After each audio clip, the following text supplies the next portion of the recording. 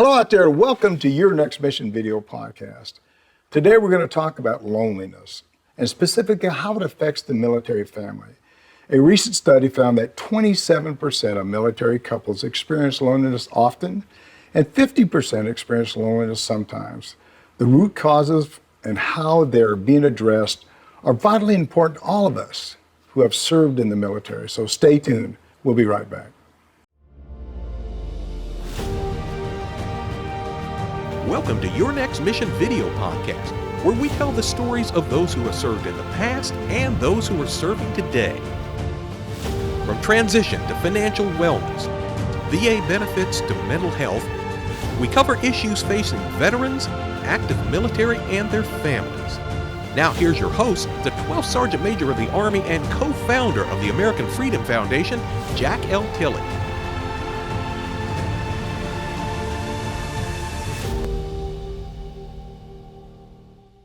Hello out there, warriors, past and present of your families, and thank you for your service to our great country. Now, before we get started, I personally want to thank our presenting sponsors, Navy Federal Credit Union, whose members are the mission, and Purdue Global, where you can start your comeback. With additional sponsorship from Blue Cross Blue Shield FEP Dental and Blue Cross Blue Shield FEP Vision and USAA. Together, they make Your Next Mission happen. They love our veterans and families, and as I always say, we love them too. Today, we're going to be talking about loneliness and the impact it has on military families. And I'm always excited to introduce MaryBeth Goodman, Clinical Director at the Stephen A. Cohen Military Family Clinic at Alaska Behavioral Health, and Brigadier General retired Michael Fleming, Outreach Manager at the Cohen Veterans Network. Thanks for coming on the show for the second time. Thank you so much for being here. Thanks for having us. Well, you know, we're really just thrilled to have you guys come back to us again. Hey, before we get started, can each one of you tell us a little bit about yourself? And MaryBeth, we'll start with you. Sure. So my name is MaryBeth Goodman. I live up here in the great state of Alaska and provide mental health care and have for the past 28 years to the military, family, and service connected community. So veterans, DOD, all of that. It's just an honor to provide services. I am a licensed professional counselor, and I hold that license in 13 different states. MaryBeth, but you only look 28. So I can't figure that out. I joke that it's because I have the privilege of being married for 29 years this June to my veteran husband. But he was deployed and out of state so many times, we've probably only been together 13 years. That's a lot of truth to that, that's for sure. Hey, sir, go ahead, sir. Tell us a little bit about yourself. Hey, First Sergeant Major, thanks again for everything you do and also this podcast. It's great. I have about a 35-year military career. I was enlisted and an officer in the Marine Corps, and then at Sergeant Major degree, I found my bearings and joined the Army, and was fortunate to have about 24 years of active service, 12 years Guard and Reserve. So I have a maybe unique perspective, and then I have the honor of being the Cohen Veterans Network Outreach Manager. One of the ways we invest across our network is we have an outreach leader in each one of our clinics, because we want to make sure that we're connected to the community. And I know we're going to talk about that a little bit later, but that's really one of the big keys. Dr. Anthony Hassan, our CEO, says we want to be a community hub, and I'm fortunate to work with our outreach leaders to ensure his vision is achieved. You know, so I didn't know you spent, how long did you say you stayed in the Marine Corps before you switched over and got into the Army? About 9 years. I was about 3 years enlisted, then went to OCS, and then went to the enlisted commissioning program, had about 6 years in the Marine Corps. So, wow. So the Army-Navy game, each year I win and lose. So it's, that's a good perspective, that's for sure. Exactly right. Hey, sir, let's start today just with the discussion by telling the audience about the Cohen Veterans Network, specifically, you know, what they do to, who they serve, what they do and who they serve. Yes, Sergeant Major, thanks so much. We're founded by Steve Cohen. He's a hedge fund philanthropist whose son had been in the Marine Corps, and Mr. Cohen wanted to do something to honor his son's service. So Mr. Cohen's invested easily over $300 million to create a series of clinics across the United States. We have 24. And what we do, we offer targeted behavioral health care for post 9/11 veterans, National Guard, Reserve, active duty members, and all military families. And it's really interesting because what we've done, we've evolved over time to include the active duty personnel. So we really serve the entire military community. And we've served over 63,000 individuals, provided over 500,000 clinical sessions. It's really quite a story. And, we're not only invested in that, we've done some creative things, like we let our clients define his or her family. And we really feel like we should be serving the entire military community because, Sergeant Major, there are caregivers out there. There are neighbors who help watch kids during deployments, all those things. So we want to make sure that if a client considers someone, not even blood related, part of their family, that they can get care from our network. And that's one of the great things that MaryBeth and all the clinicians do, is provide superior support to our men and women who've served us and the families that supported them. Yeah, a couple of things. One is I've been to a Cohen Clinic before, right down in Tampa, and I can, testify that they do some tremendous work. I've actually called them a couple of times and asked me to help with them with a couple of issues. You said that they currently have 24 clinics. Are they starting to expand any more? Are they going to have more clinics in different places around the country? That's a great question. One of the things we consider ourselves a learning organization, so we're continually getting a lot of information and really absorbing what the best way we can serve the military community. So we're continually looking at a couple of different places for that. So we have 24 clinics, but we're looking to expand the services, working with communities really at a couple of locations across the United States. So we always want to grow. And then the other thing we do is each one of our clinics, their first role was to really get embedded in their individual communities right where they are. But because we can provide telehealth across an entire state, then we want to make sure that we go beyond there. The Tampa clinic that you visited, they go out into South Florida. They go down to Key West so they can do telehealth. So that's a great thing about our network. Of course, it's up to the client, but we can do either in person or we can do telehealth, which means our reach can reach across entire states. Yeah, you're doing a lot of telehealth and everything we're doing nowadays. I do a lot of stuff with the, I go to the VA a lot, but I do a lot of stuff with the VA as far as telehealth. Sir, let's talk about the recent Cohen Veterans Network survey on loneliness. Why did you decide to undertake such a big task? One of the things, Sergeant Major, we're always looking to improve our services to our clients and the military community abroad. So we take a lot of times what our clinicians like MaryBeth and clinicians across the United States and look at that and say, what are some trends? And loneliness was a big trend for that. So we want to analyze that. And so the survey really was very interesting because we wanted to learn so we could be better. And some of the things we found is more than half the military couples surveyed reported no close friends or family nearby as a top factor. More than half of the military couples reported time apart. As MaryBeth talked about, she and her husband were apart quite a bit during their marriage. And then 2/5 of the military couples survey reported difficulty making new connections when they came back together, with transition and separation and everything. And it's interesting. I just got my copy of Army Magazine yesterday, and one of the articles was entitled "Tackle Loneliness to Build Stronger Army Communities." So this is not something that is just limited to one component. It's really everybody. It happens to veterans. It happens to active duty serving. It happens to all military families. And we really feel like we wanted to learn something about that challenge so we could develop programs to address it. Yeah, you could ask me. I'd fix out your survey for you. I probably did. Well, because, I just like you, sir, I'm sure, but I deployed, quite a few times in my military career. And as long, and I was talking to some of the guys here today, as long as I was out in the field doing something, I was okay. But when I come back or crash for the night or whatever, then that's when when I close my eyes, that's when I started thinking about the family. So for me, it was better just to work, stay busy, go out in the field, do what I had to do. And it never took. The other problem you have too, is when you come back and MaryBeth, I'd be interested to see what you say about this, but when you come back, just sort of moving back into the house. You know what I'm talking about? I mean, because the spouse for a year, however long it was, is taking care of everything, and you got to be sort of careful about how you engage your kids and what you tell people. You know what I'm talking about? So you got to ease your way back in there. You just can't. Does that make sense? I don't know if it makes sense or not, but you can't just jump on it. You got to take your time because you'll disrupt the entire family. And I try to be very careful of that. Hey, MaryBeth, have circumstances contributing to loneliness changed since you and your husband first entered the service? I don't know. They probably have, I'm sure. They really have, and I think a lot of it is part of our technology revolution.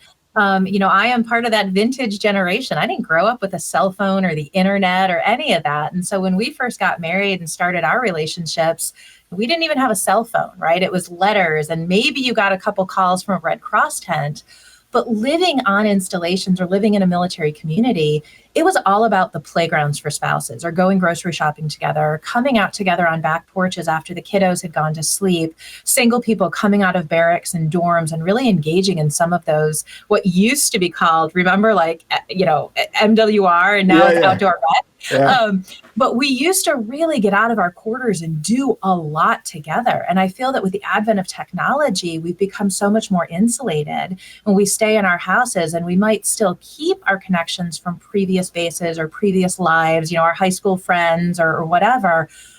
But I feel like that technology has really insulated us just a little bit. Oh, I couldn't agree with you more. Yeah. Because I tell you what, I think that what we ought to be doing in some cases is turn your phone off. Especially when you turn your phone off and force people to engage. Because I think what happens is exactly what you say. They just don't communicate nowadays. People just don't talk to you. They'll look at their phone, but they won't look you in the eye. I didn't mean to cut you off, Mary. Keep talking. I just thought this is such an important subject.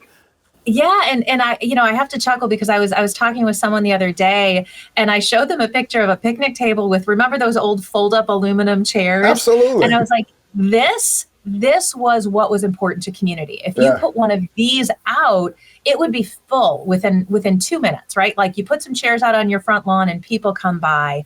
I'll never forget the first, I think, 7 assignments. We were without kids, but after that, we always carried this tote of Nerf guns with us, and it never got into our TL, or never got into our packed goods. Yeah. And as soon as our kids came out, they would put that tote of Nerf guns down on the front lawn. Yeah. And within 30 seconds, every neighborhood kid was having a Nerf gun battle, and they were having a blast and really engaging in community. Yeah. And I think that really can be extrapolated to our single airmen, sailors, soldiers, that if they had that still, but they don't, they go into barrack rooms and dorm rooms as well. And it's not just about the loneliness that our couples are feeling, but the loneliness that our single, service members are feeling. Yeah. They used to have roommates in dorms, and I don't know why I can't speak, in dorms and barracks. But now they're going into a room alone because of, improved quality of life. We want them to have an individual living space, but they also don't have a battle buddy from day one.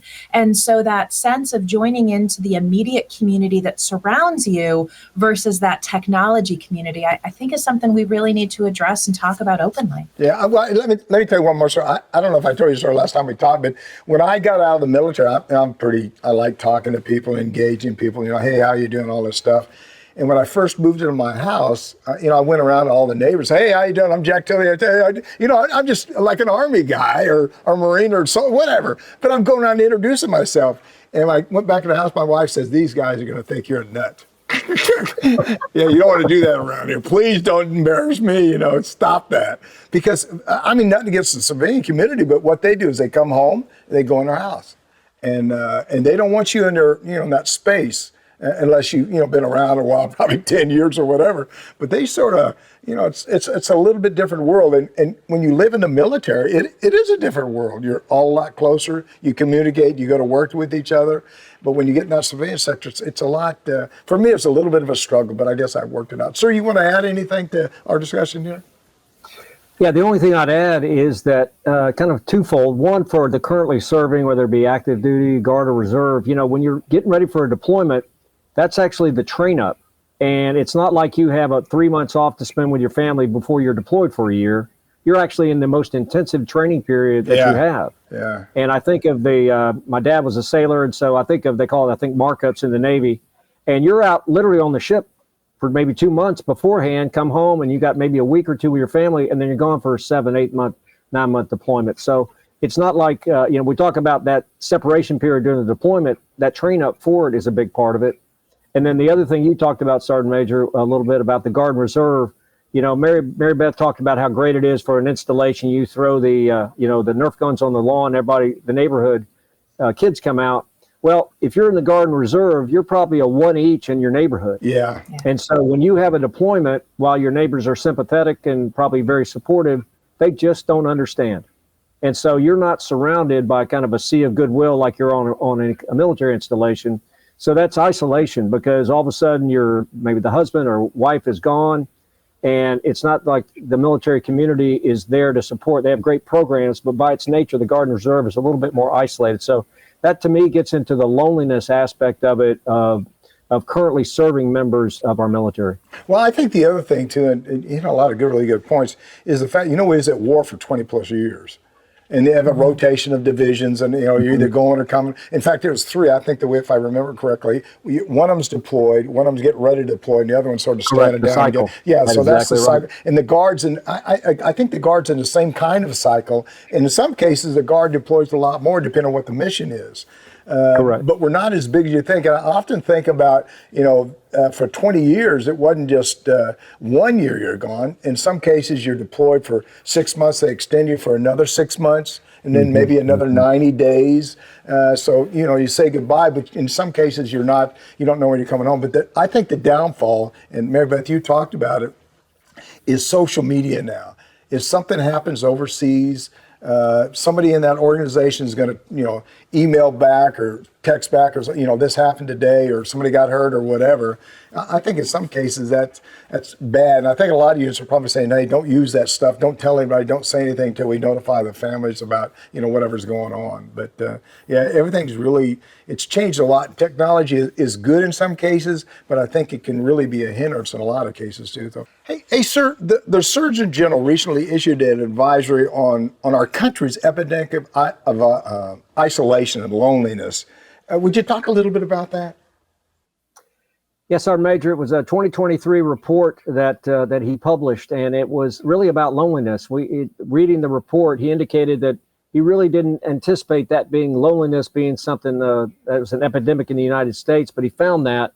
And he found that adults who feel isolated probably have more than twice the proclivity for needing mental health services. And so we at Cohen Veterans Network, I mentioned it before, learning organization. So Dr. Anthony Hassan, who's both a Army and Air Force veteran, went and visited the Surgeon General to not only talk about the loneliness, but really talk about how we can support more. And so we take reports like this, we read them, we have a tremendous staff, we do the analysis, and then we work with clinicians and leaders like MaryBeth to develop specific programs, in this case, to address loneliness. Yeah. When you're talking about loneliness, I really tie loneliness to suicide prevention and a lot of that, talking about mental illness, because I've talked to a lot of people here in the last couple of years about, when you get out of the service, they go home and just sit in a chair and they don't do anything. I also got to be honest with you, sir, I don't know about you, but anybody that's been on active duty and gets off of active duty or retires or goes to war and then comes back, they all go through a little form of depression and loneliness where they're just trying to struggle a little bit. MaryBeth, you may want to talk about that a little bit, but I mean, it's normal, but some younger adults, maybe the older ones can get through it, but I think some younger adults struggle a little bit with that. And some of the older adults, I think they just throw themselves back into work. MaryBeth, you want to say anything about that, or? Yeah, it's even the concept of loneliness is so abstract, but yet if you're experiencing it, you know exactly what it is. It's just that overwhelming gray cloud that kind of envelops you. You can be in the middle of a room of people, you can be surrounded by your family, but you just feel disconnected. And for us in the clinical realm, I always take it back to identity and that concept of, do you know who you are? If someone were to say, hey, I'm MaryBeth, I am, fill in the blank here. If I went my whole life by saying I'm a soldier, I'm a sailor, I'm a commander, I'm a chief, I'm a shirt, I'm whatever the verbiage is, and for our spouses and families, right? It's the same way. Yeah, I'm a military brat. My kiddos had a really difficult time adjusting to civilian life when their dad got out too. And I didn't expect that, but it was because their identity was really called into question in that year.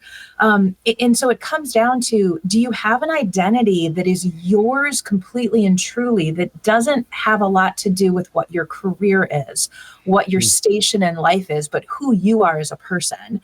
And so that's kind of sometimes where we start in the clinical world is who are you? Who do you want to be? And it's not a foo-foo question. It's, what's your why? Why are you here? Because you just spent, for our veterans, you just spent 25, 28 years being a chief, being a sergeant major, being a commander, being a general, being, a worker, being a person who made a difference. You can still do that, but you've got to really shift and understand that you are more than the job and the uniform you wear. You are so much deeper. The passion that you had that made you put on that uniform, that made you marry that person, that made you a member of that family, goes way beyond that one title of military brat, military spouse, veteran. It's so much deeper. And we really do need to tease out what that means to every individual, because it's so different for people. Yeah. Well, one of the things here recently, we looked up some stuff. Only 90%, the number is 90-10. 90% of the people going to the military only stay 3 or 4 or 5 years, and 10% stay until they retire. Do you spend a lot of time on that 90% or on the 10%, or is it balanced between the two, if that makes any sense to you? Do you have a lot of younger soldiers or older soldiers, or both, I guess? Yeah. I'm so blessed to live here in Alaska. And to be honest, Alaska is just such a different beast than the rest of the world. We deal with daylight. We deal with such isolation when it comes to people being away from their families, that we're really seeing 50-50. Our population that we serve here is half veterans, half active duty. And that active duty can run the gamut from they've only been in for 2 weeks to they've been in for 20 years and they're looking to transition out. I don't know if our statistics are going to be the same throughout the entire network or throughout the entire lower 48, simply because Alaska is or can be an isolating factor if you let it. For individuals who have never come and experienced what it means to be out in the last great frontier, sometimes that can be overwhelming in and of itself. But loneliness is such a poignant topic. And I would say that 90% of the people that walk through our doors clinically, we address that in session because it's just so prevalent here. Yeah, I just got to say something real quick. As you're talking, I'm thinking about Alaska, and I'm thinking about a hat with a big musket and something. You're out there hunting for a bear, but that can't be true. I have to laugh. I'm still asked. I don't live in an igloo. We have electricity. But the reality is 2/3 of our state isn't accessible by the road system. Oh, wow. If you overlay Alaska on the lower 48, it's 2/3 of the landmass of the lower 48. Yeah. So we have massive amounts. We just had some people from CVN Central come visit me this week, and it was a lovely visit. But when they realized they couldn't take the rental car from Anchorage to Juneau, it was a planning. They were like, we'll just get a rental car. I'm like, no. You can't drive from Anchorage to Juneau. Like, you can't. And that is not an abstract concept here. A lot of our service members and their families come here and they truly don't understand that. They just don't understand that there's a lot that comes to you. Can't just get on a plane and go back to help maybe a family member. When we talk about true loneliness, that might be my mom's failing in health, or I've got, a grandfather that's ready to pass away. It's not just jump on a plane and go. It's a plan. It's a full day's worth of travel and an expense that goes with it. So sometimes just the geographic issues that we face here in Alaska sometimes can contribute to that loneliness for our service members and veterans here. Yeah. MaryBeth, we hear so much about preventive programs, but you've indicated that being more proactive is a better narrative. I'd like to dig in that a little bit deeper into that when we return from a short commercial break. This is Your Next Mission Video Podcast. I'm Jack Tilley, 12th Sergeant Major of the Army.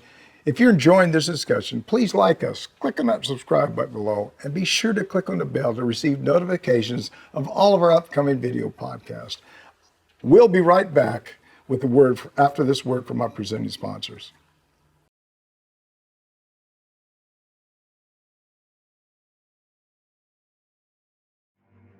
You're watching Your Next Mission Video Podcast, proudly presented by Navy Federal Credit Union, the most trusted credit union owned by members of the military community, serving all branches of the armed forces and their families. Their members are the mission. Learn more at NavyFederal.org. And Purdue Global. You're ready for a comeback, and with Purdue Global, you can do more than take classes. You can take charge of your story, of your career, of your life. Earn a degree you can be proud of and get an education employers respect. Start your comeback at PurdueGlobal.edu. Now back to your host, the 12th Sergeant Major of the Army, Jack L. Tilley.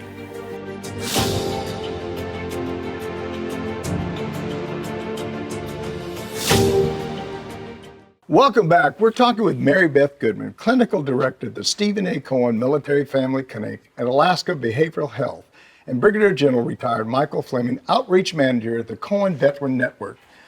MaryBeth, let's continue our discussion about changing the narrative of being, preventative to being proactive when you're dealing with those issues. Sure. So I like to liken it back to heart disease. Mm-hmm. When someone has a heart attack, it might be a little too late to change that, right? It's happening. And so when someone's experiencing loneliness or depression, we're in that moment where we've missed so many opportunities. But yet when we talk about heart disease, we talk about a healthy diet, we talk about exercise, and we're preaching it in grade school and preschool. We're talking about nutrition and healthy lifestyles as a person ages. And so if we could really change that narrative when it comes to loneliness and depression and mental health issues, and really start talking about how important it is to not just be preventative, but be proactive. When it comes to our younger kids, teaching them how to have relationships, teaching them how to make eye contact, how to have healthy boundaries. And healthy boundaries are nothing more than I end here and you begin here. I'm allowed to say no and still not be disrespectful to you. It really is not a very complicated concept, but it does take practice. It's just like riding a bike or playing piano. You've got to practice these skills. And for so many of us, especially coming out of the pandemic, we've got kiddos, we've got young adults, we've got those young people going into the military who've really just haven't practiced those skills for 2 and 3 years. And in some cases, our couples haven't practiced those skills in many years either. And so it's so important. And that's kind of how we go and start couples therapy. We really assess, do you all know how to talk to each other, right? And I always joke all the time, but it's not just that we're not hearing each other, right? Like Mike and I talk all the time, and sometimes I'm not obedient to what Mike might tell me, but it doesn't mean I don't hear him, right? But sometimes I might not understand. And so I'm going to ask him a clarifying question. I'm going to say, General, I'm not really understanding you. Can you explain that differently? And sometimes couples just don't have the time to say that. They don't, they're running, they're taking kids to daycare, they're running to 2 jobs, they're doing this, doing that. And they hear, but maybe they're not comprehending, they're not understanding. And I joke with couples all the time that you're speaking 2 different languages, and they're not languages that are even similar. Like one of you is speaking Russian and one of you is speaking German, and the 2 of you are just not understanding. And so couples counseling really gives us this opportunity to develop a language and to develop a common set of words and core beliefs and truly define them together so that the couples are understanding each other and can take those skills back into the real world. But we need to be doing that very, very early on. We need to be teaching, our young children. We need to be teaching our teenagers. I love some of the programs that are coming into youth centers and CDCs about healthy relationships and healthy boundaries, because the more we can do that, the better our clients and the better our service members are going to be at avoiding loneliness and depression in later years. Yeah. You said a lot of really good things. One of the good things about a married couple is that I always tell everybody it's communicating and being a good listener and talking to each other. The other thing you said too is that it's important for us to make good eye contact when you're talking to somebody. A lot of times people just don't do that. They'll look the other way. They won't engage you, especially with the new, the iPhone and all the phones you have nowadays. People just don't look at you too much anymore. It's really sort of, I always say when somebody's walking down the road and I say hi to them, they look at their phone. I'll say, hey, how you doing? What are you doing? I try to get their attention. The other thing, I think we need to do a lot more coaching and teaching of young adults. Sometimes we, as adults, we just don't do that, and we need to do more of that. To follow up here with you a little bit, what is the Cohen Veterans Network doing to provide help and support to couples that are really experiencing loneliness? And I think you talked a little bit about that already. Sure. One of the privileges that we have here at the Cohen Clinics is we get to provide a continuum of care. So it's not just providing therapy. We get to kind of step that back a few different ways. The first bit is the outreach efforts that the general had talked about a little bit, but we have outreach in all of our communities who might go put on a event. For instance, last month we did a really cool wine and cheese charcuterie building event with one of our lovely community partners, Wounded Warrior Project.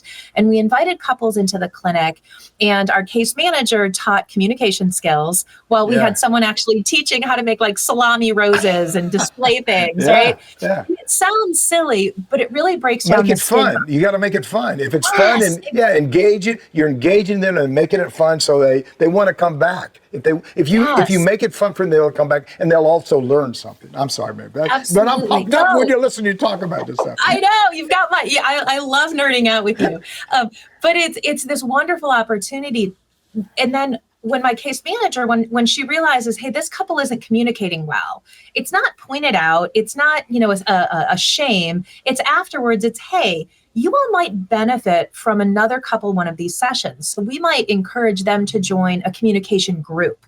And so that couple might just come and be part of 3 or 4 other couples who are learning better communication skills. And then the next step might be, okay, we're identifying that you all might need some individual counseling to strengthen your marriage. One of the things we talk about constantly is if you need counseling, we're a step behind the 8 ball, right? There's so many things that we can do before that to prevent the absolute need. And we have the privilege to be able to do that. We really do. We meet people where they're at, where they are on their journey. And for some people, that does look like 2 individuals with a counselor behind a closed door, having a very private, skill and an evidence-based practice-driven discussion. But for some people, it might just be, hey, we've got this event next week at the Nature Center where we're all going to hike and learn bear safety. And we're connecting not only that couple, but we're also connecting that couple to maybe 3 or 4 other couples in the community that share like-minded ideas, that really enjoy being outside, and that might need that other community connection so we can prevent loneliness. Because maybe it's not the couple that's having the problem. Maybe it's the couple integrating the community that's really that couple's problem, if that makes sense. Or an area that they need skills built. Do you ever go on a military installation and give classes on, couples and all? I mean, do you visit military installations, do that kind of training on the installations? We do. So we are so privileged to have such a wonderful relationship here in the local Alaska area with Fort Wainwright, Eielson, Joint Base Elmendorf-Richardson, Greeley, or Clear Space Station in Greeley. And whenever we are invited, we will come do that. We've done presentations at youth centers. We've coordinated with the ASY, the Armed Services YMCA of Alaska, and we do all of this stuff. It is by invitation, and so we really do we know our place, but if they need us, we are absolutely there for them. Well, I would think that you do. Sorry, I see you nodding your head, but I would think you do a lot of family support groups too. Don't you go out to family support groups and talk to them? Yep. Yeah.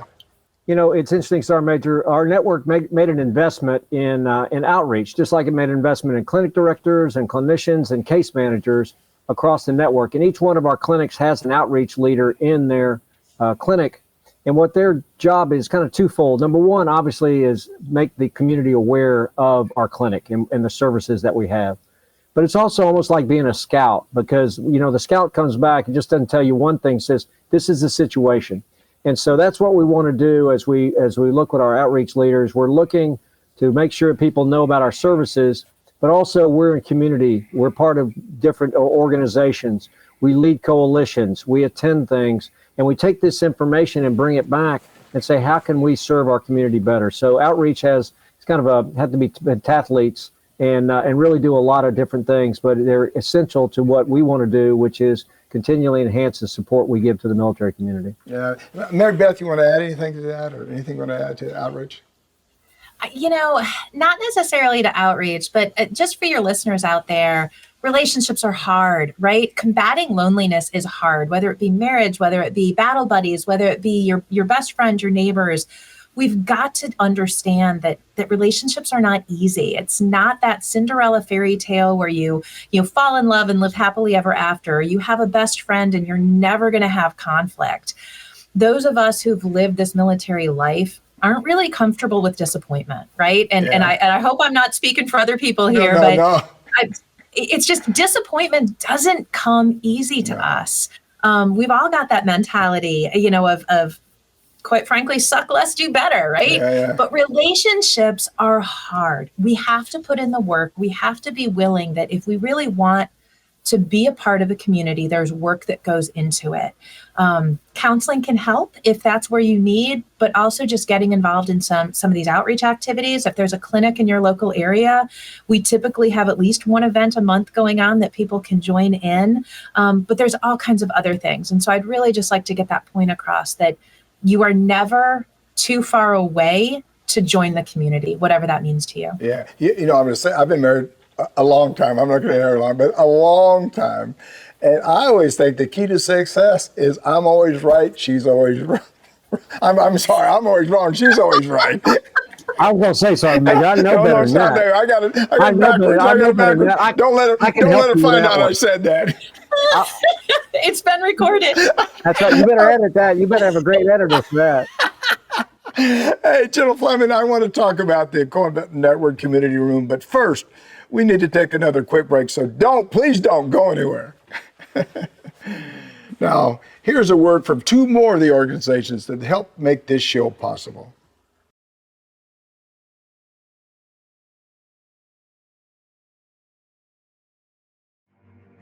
You're watching Your Next Mission video podcast, brought to you in part by Blue Cross Blue Shield FEP Dental, Blue Cross Blue Shield FEP Vision.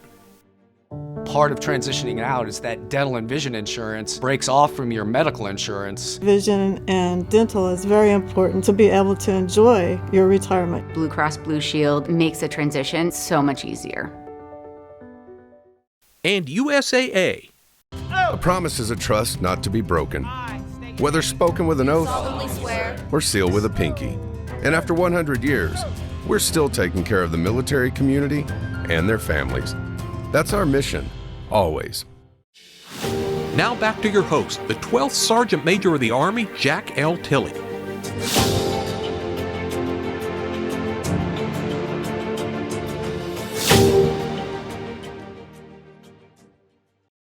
Welcome back. We're blessed to be here today with MaryBeth Goodman, Clinical Director at the Stephen A. Cohen Military Family Clinic at Alaska Behavioral Health, and Brigadier General Retired Michael Fleming, Outreach Manager at the Cohen Veterans Network.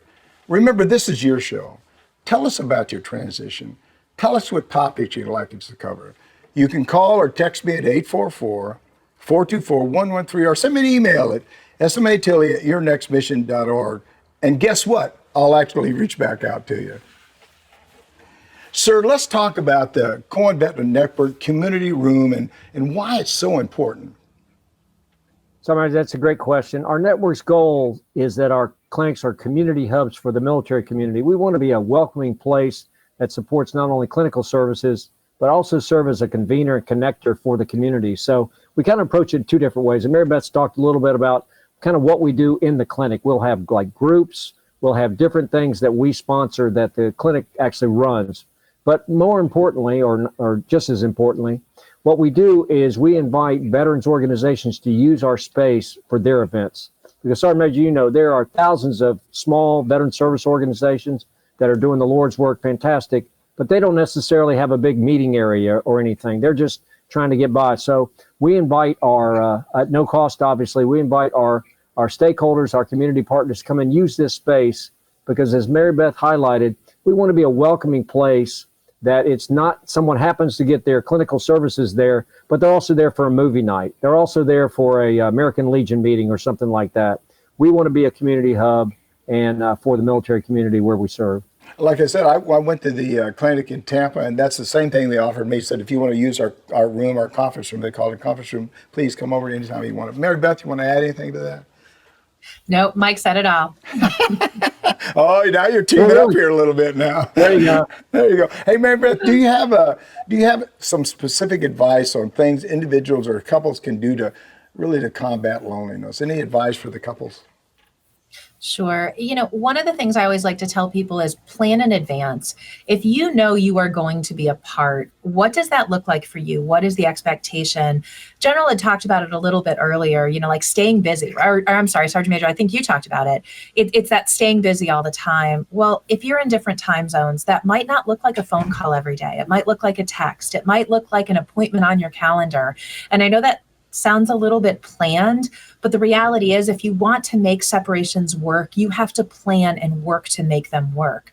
And so actually setting those expectations that we are going to talk before bed, we are going to step away from the activity we're doing to have that communication, or it might be, we're only going to get to talk on Thursdays this week. And that's okay. That doesn't mean I don't love you. That just means I can't give you more time than that this week. And that's okay.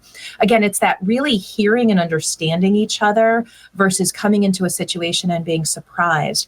If I'm going into a separation expecting to talk to my loved one every single day, and my loved one's going into an unknown training experience where they're already a little bit more anxious and worried, they don't need to worry about me kind of going off the deep end with my emotions. So having that conversation up front is really important. The other thing I like to do is plan an activity. And this is just like, deployment 101. But if we are always watching a Netflix series together, if we're reading a book together, if we're participating in a Bible study together, don't stop that. Have those planned activities so you can continue those regular activities. Meaning, if one of the things my husband and I do is we do schedules every Sunday. We sit down at the table, we have a snack in the afternoon, and we plan our schedule for the next month, but we aggressively look at the next week. If that's something that's a part of your life, make that part of your separation so that you're not missing that routine contact. Setting those expectations is just so important. Yeah, I got to tell you something.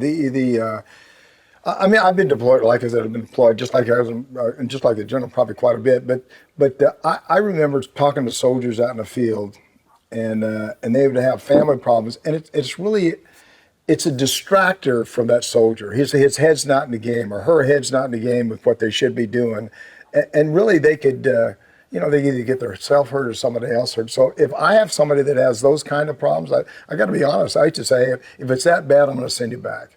I want you to go back and take care of your issue and sort of sort it out. Take a week or whatever you want, but go back and take care of your family, because I need for you to be focused on what you're doing while you're out here in the field, especially if you're deployed. I had a guy one time that come up to me. He says, his wife, I shouldn't go into the story, but his wife evidently was having an affair, and he wanted to go back and talk to his wife. And at that point, I said, you don't need to go back. You need to stay right here with us, and let's wait and sort it out and talk to the chaplain and a bunch of other people. The other thing I think is important, too, is that, especially as a leader, I don't have all the right skills to really, if you have a serious problem, I can talk to you about basic stuff.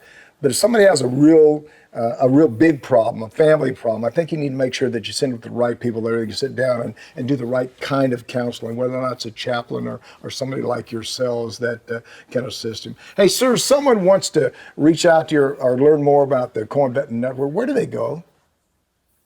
So, the quickest way to connect with us is really go to our website. It's CohenVeteransNetwork.org. And you can either directly make an appointment through that, or it has a listing of all the telephone numbers of our clinics, because one of the great things is, other than our active duty colleagues, there's no referral process. You call, so when people ask me, what do you do? Call the clinic. No, what do I do? No, call the clinic, because that's the biggest and easiest way to do it.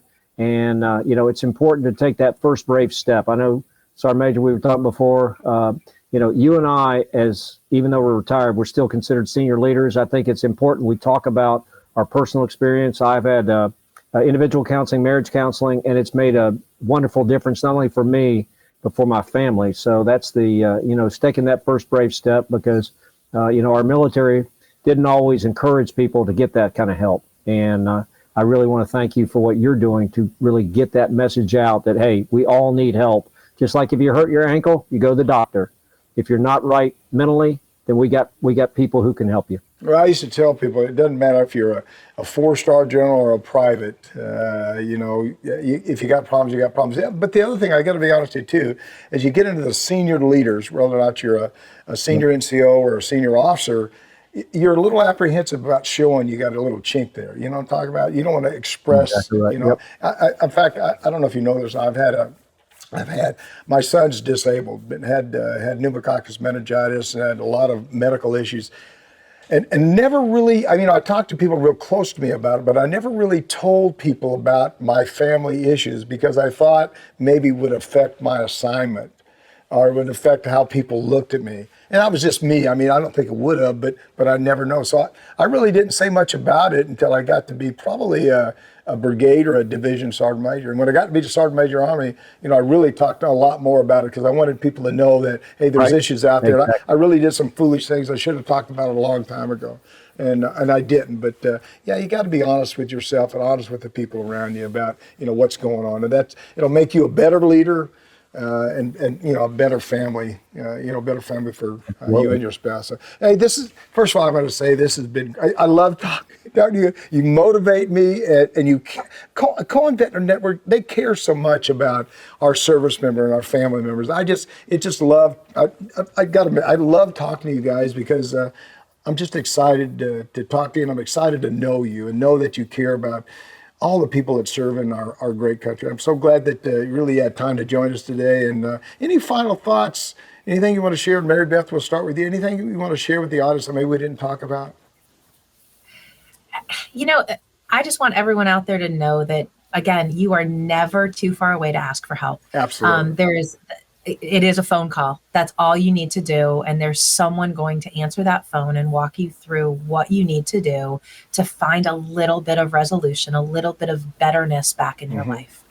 Mm-hmm. Hey, sir, how about yourself? Any final thoughts, anything you want to share with the audience? Yeah, the only thing I'd say, and particularly kind of maybe talking to veterans more here, is think about all the sacrifices your family made for you when you were in the military.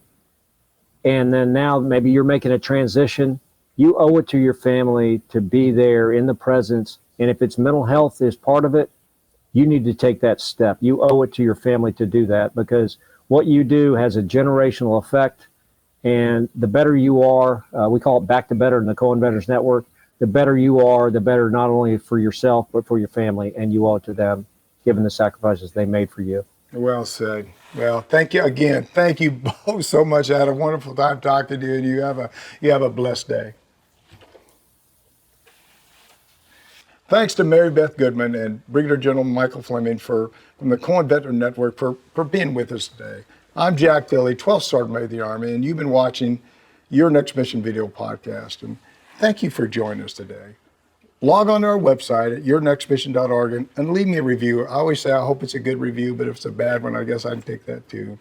While you're there, you can visit our nonprofit and corporate partners who have jobs and services available that can assist you in your transition from the military.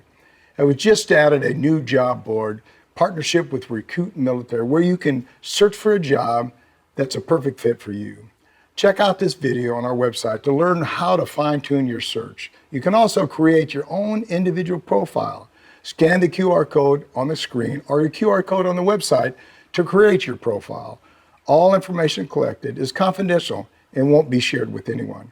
We want to assist you any way we can. I always like saying that times. We, all of us, want to assist you any way we can.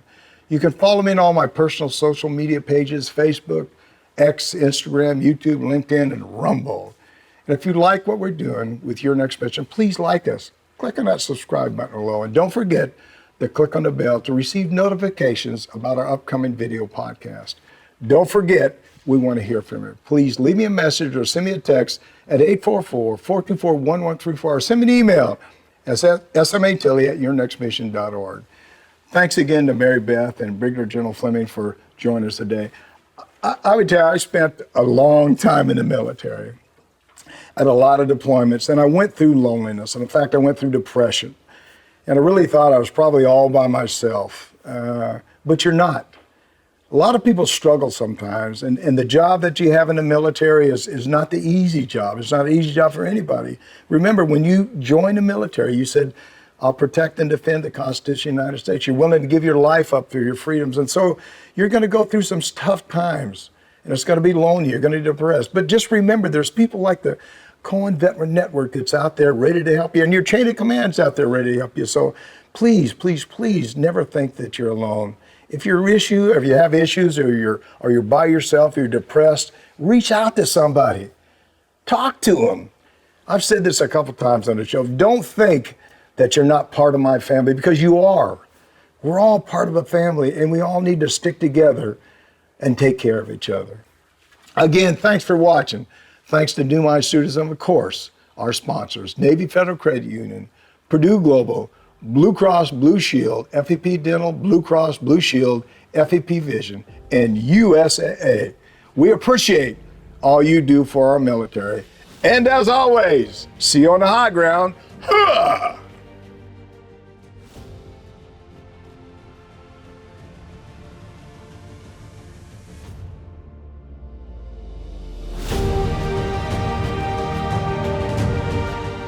You've been listening to Your Next Mission, brought to you by the American Freedom Foundation. Learn more by visiting yournextmission.org.